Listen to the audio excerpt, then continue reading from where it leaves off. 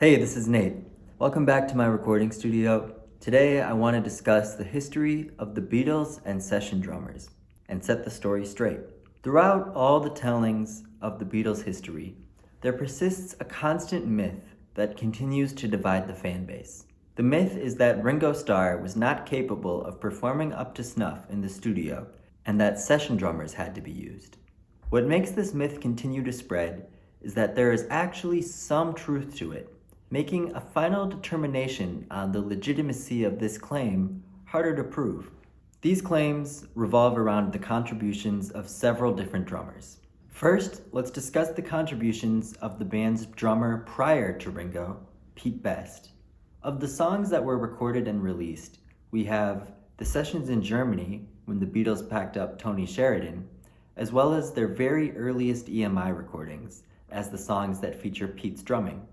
Best was the drummer on My Bonnie, Ain't She Sweet, Cry for a Shadow, Searching, Three Cool Cats, The Sheik of Araby, Like Dreamers Do, Hello Little Girl, and Besame Mucho, which were all released eventually on the Beatles anthology.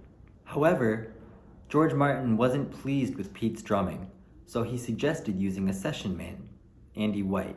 So let's talk about the contributions of Andy White. In 1962, when the Beatles were still attempting to get their recording deal with EMI, Pete Best was still their drummer.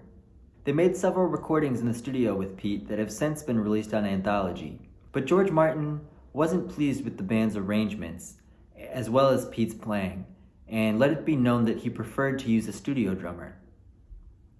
To Martin's surprise, when the band returned to the studio, they had a new drummer, Ringo Starr.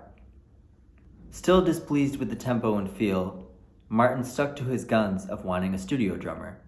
This was commonplace in these days, so Andy White performed on tracks that would go on to be the band's early singles and album tracks. White is confirmed to have played on the album version of Love Me Do and P.S. I Love You. White also claims to have played the drums on the song Please Please Me from the album of the same name. While it's factual that White played on these early recordings, he did not continue to do so after the first Beatles album. Another legendary drummer who played on Beatle recordings is Bernard Purdie. Another legendary drummer who played on Beatle recordings is Bernard Purdie, who in addition to being a successful studio drummer in his own name, has been able to make an entire side career off of giving interviews in which he claims to have overdubbed his drumming onto Beatles songs. He did in fact do this, but only on early pre-EMI recordings. The recordings that Purdie performed on were the Tony Sheridan recordings the group made in 1961.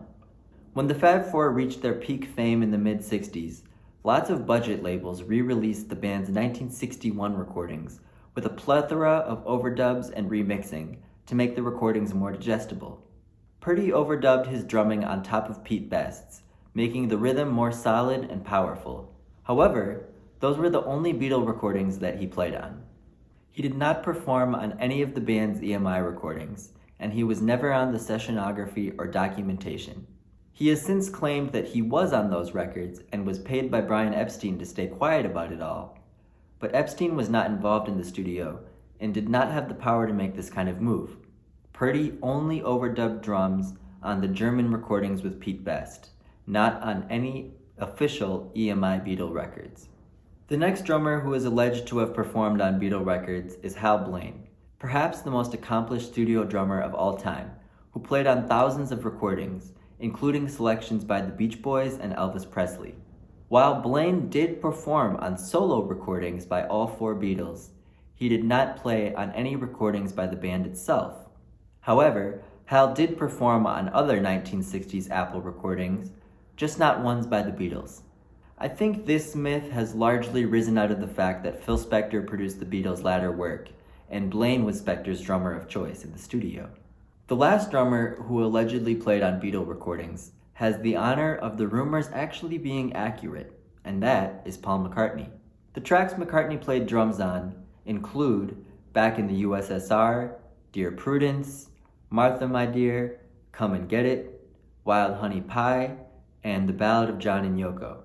There are also cases of Paul adding drumming on top of Ringo's, such as Good Morning on the Sgt. Pepper album. Many Beatles scholars also think it's likely that McCartney played drums on Old Brown Shoe and Michelle, though there is conflicting information about those sessions. So, what conclusion can we draw from this information? While it is true that other drummers made contributions to Beatle recordings, we know for a fact that Ringo Starr played on the vast majority of the Beatles' 219 songs. From my count, I can think of 9 songs where Paul played, 2 to 3 that White played, and 8 songs that featured a combination of Pete Best or Bernard Purdie. That means that Ringo played on the other 200 plus Beatles songs, only very few of which feature no percussion from him. Ringo's drumming contribution to the Beatles' music is a crucial ingredient that helped create their sound. Without Ringo, you wouldn't have the Beatles. While other drummers were able to contribute competent parts on various Beatles songs, it's largely Ringo Starr's personality-filled drumming that separates the Beatles' music from lots of other music made at the same time. Ringo's drumming is just overflowing with enthusiasm and swagger, which gave the Beatles records a very recognizable sound that very few drummers are able to recreate. I really hope this cleared up any myths about who played what on Beatles recordings. I'd love to continue to do a deep dive about who contributed what to various Beatles albums and songs, as well as albums and songs by other bands. I hope this helped clear up some myths, and I can't wait to make my next video talking about the history of the music we all know and love. Thank you.